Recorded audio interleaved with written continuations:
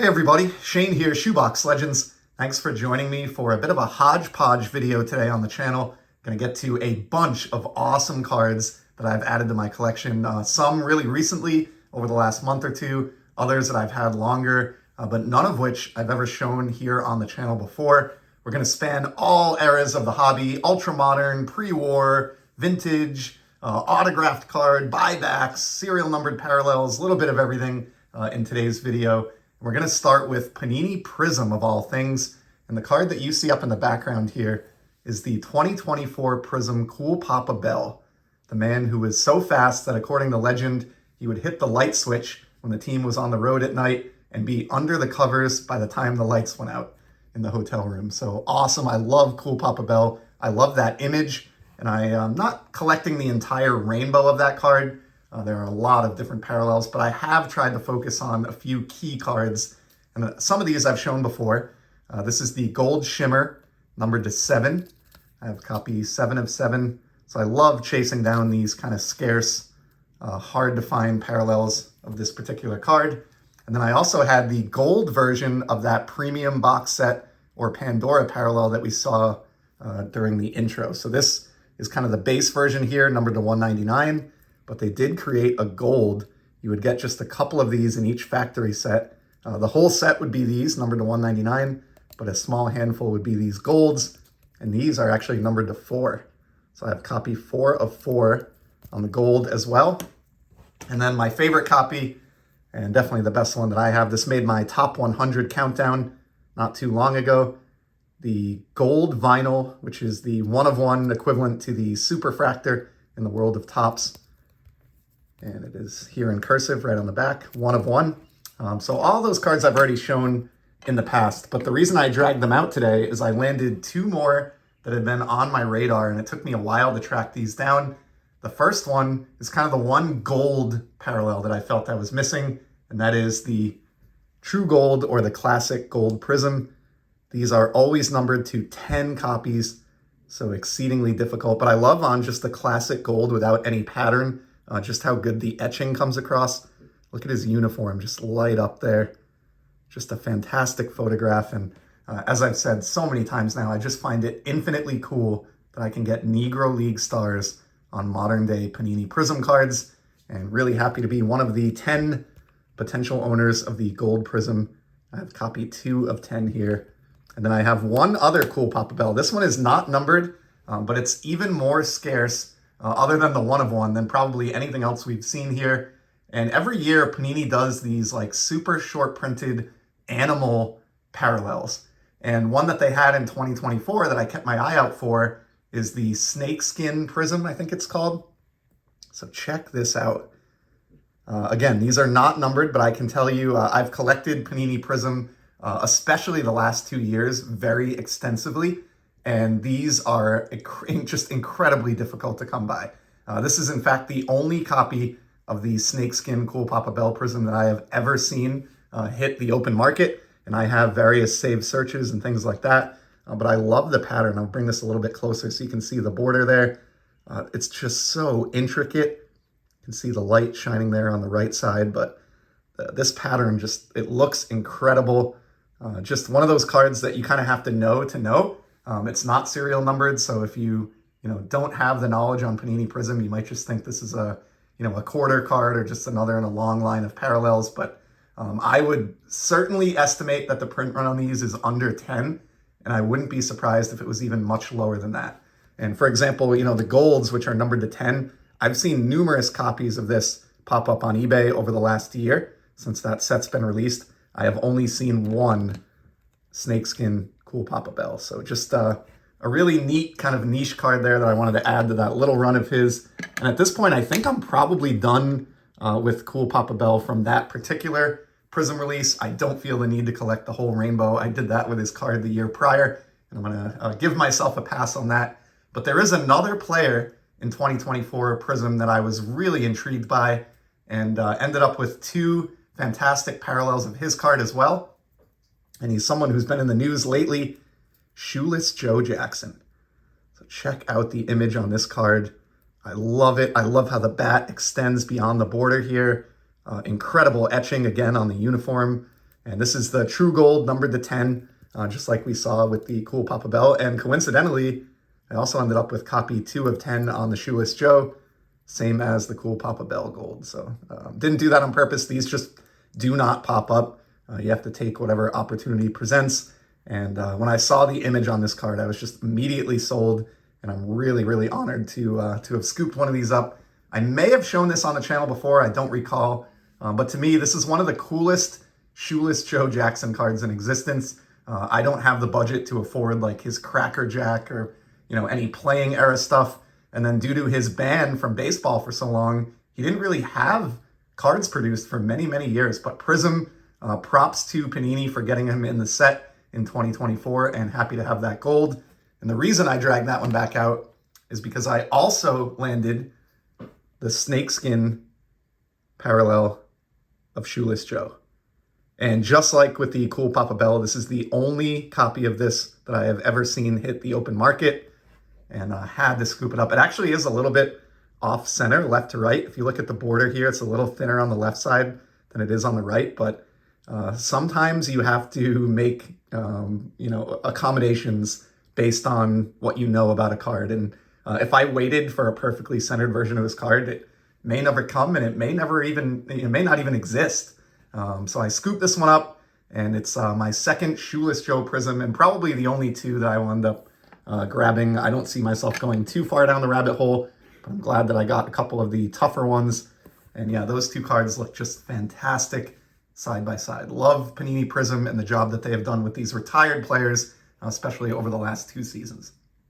Let's move on now to some licensed product from Topps here. And this is just a quick one that I grabbed because it popped up as a buy it now, and the price was just too good to leave it behind. From 2024 Topps, I got the Juan Soto Black Parallel. So this is from his time with the Padres. Obviously, he spent the 2024 season with the Yankees, and he did get a card in 2024 Topps Update that reflected that.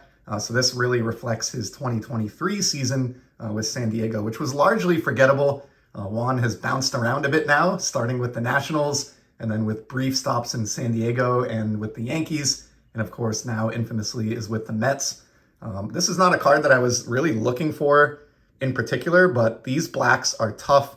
I do love Juan Soto, and this went up for under $25 as a buy it now, so I had to snag that, and it's definitely the first Juan Soto card that I've bought in quite some time.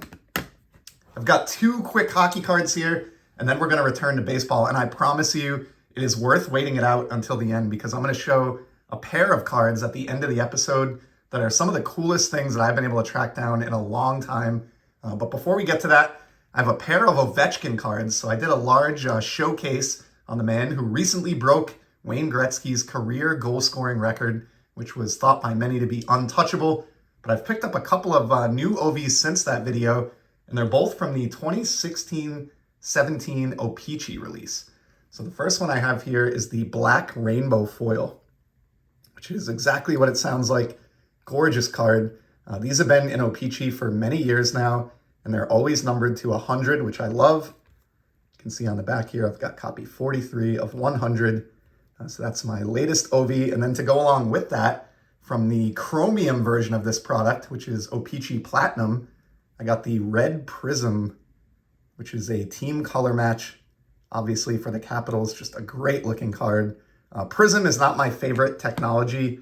I don't really love the background on this, but the color match just made this too much of a winner. And again, this was another really cheap card, had for less than the price of a blaster. And these are numbered as well to 199. And you can see the Red Prism noted on the back there. So not much there, just a couple of quick OVs. Always looking for opportunities to expand my collection of the NHL's greatest goal scorer in the history of the league, Alex Ovechkin. And now let's go back to baseball. And before I show those 2 incredible cards that I can't believe I tracked down, just 2 quick ones that I showed recently on my most recent episode of Ball Card Banter that I did with my buddy Brent Richards. And we had Greg from Midlife Sports Cards on with us as well. Showed these off, but I wanted to show them here on the channel and get kind of a better look at them. This is a Brooks Robinson auto from the first year of Gypsy Queen. Actually pulled this, if memory serves, myself in a pack back in 2011. And what a gorgeous image and gorgeous on-card autograph here from Brooks. He, of course, signed a ton over the years prior to his passing. His signature kind of declined, as most guys does in his later years. So this is a really beautiful, crisp, awesome on-card copy, and have not been able to bring myself to part with this one through all my various purges, just because it really is a card that speaks to me, and I always admired Robinson growing up. And the backstory of having pulled that one out of a pack, which, I don't really open much wax anymore, but back in 2011, I would occasionally hit up Target, see what I could find in the card aisle, and do some pack ripping, and the Brooks Robinson auto is something that came out of that, so I love the memory associated with it. And then I have one pre-war card here. I don't believe I've ever shown this one on the channel either, but this is a fantastic Red Sox card from the 1909 E95 Philadelphia Caramel release. This is Ed, I've heard it pronounced Cicotte, and Cicotte, so I don't know. You tell me in the comments if you're confident on the pronunciation of his name, but regardless, this is a beautiful card. I was initially drawn to this just being a Red Sox fan due to the stunning red background and that great Boston jersey with the Red Sox right across the front. Just a gorgeous, gorgeous card. A pretty beautiful looking 1.5 too. This one is centered. I bought this many years ago. You can tell by the age on the flip here. I've had this in my collection for probably 12 to 15 years, but I've never really managed to show it off on the channel. And the reason I dragged it out now and used it for the ball card banter, Eddie, of course, was a player who, alongside Pete Rose and Shoeless Joe, we saw earlier in today's video, recently had his ban from Major League Baseball lifted. So he was a member of the Black Sox team, the 1919 Black Sox, and spent over 100 years on MLB's banned list alongside Shoeless Joe and some of his other teammates. And he has now been reinstated at last. And I think that kind of puts the final chapter on his career and legacy and adds some significance to this particular card. And I thought it was a great time to show it off on Ball Card Banter, as well as here on my own channel. So a quick look at the back. These are just checklist backs. If it wasn't for the different back, these look very, very similar, if not identical, to a T206. So pretty awesome pre-war Red Sox card there. And then let's close it out with the pair that I kind of teased here. It's a pair of buyback cards. And to be honest with you, I had no idea these existed, but I'm always looking for new buybacks, scouring the internet, seeing what I can find out there or learn about the various buyback programs that have occurred over the years. And I found recently that in 2019, Topps did a buyback program in their Topps Tribute release. And what these are, they're original 1951 Topps cards, the red and blue backs, that are framed as buybacks and then reissued in 2019 Topps Tribute. And check out this one that I was able to acquire. Got the Ralph Kiner. Now, this one happens to be slabbed up. I don't care about that. I don't care about the grade. This is the only copy of this that I have ever seen, and I just wanted to acquire it regardless. Ralph, of course, was a home run monster and machine back in the day, famously led his league, I think, 7 straight years or something like that in home runs. So yeah, this is his original 1951 Topps card that was then bought back by Topps, put into this beautiful black frame, and then released in the 2019 Topps Tribute product as a tribute to 1951 framed buyback. And you can see on the border here, it says tribute to 1951. I haven't done the research yet to see how many of these were out there, what the insertion ratio was, etc. But I can tell you, even 5 or 6 years later, there just aren't many of these available anywhere on the internet. So to find Ralph Kiner, of all people, who paced his league in home runs in 1951 makes this extra cool. But the story gets better because once I found the Kiner, I did some searching to see if I could find any others of these buybacks out there. I was only able to find one more, but it was an amazing coincidence. So I was able to pick this one up as well. And this is Gus Zernial, who also paced his league in home runs in 1951. So right here on these 1951 buybacks from 2019 Topps Tribute, you have your 2 home run leaders, one for each league, from the 1951 season. So this pair is just, as someone who collects obscure cards, tough to find cards, and who loves buyback cards in particular, securing this duo made my hobby month. And these are just going to be a cherished and really unique part of my overall buyback collection. The first set that Topps ever produced back in 1951, your home run champions in buyback format. So those are the last two cards that I had in today's video. I know this one went a little bit long by my standards, but had a lot of fun stuff to get to. I hope you enjoyed it. Hope you saw a few cards that interested you. I'll be back really soon, as you know. And in the meantime, enjoy the hobby, everybody. Take care.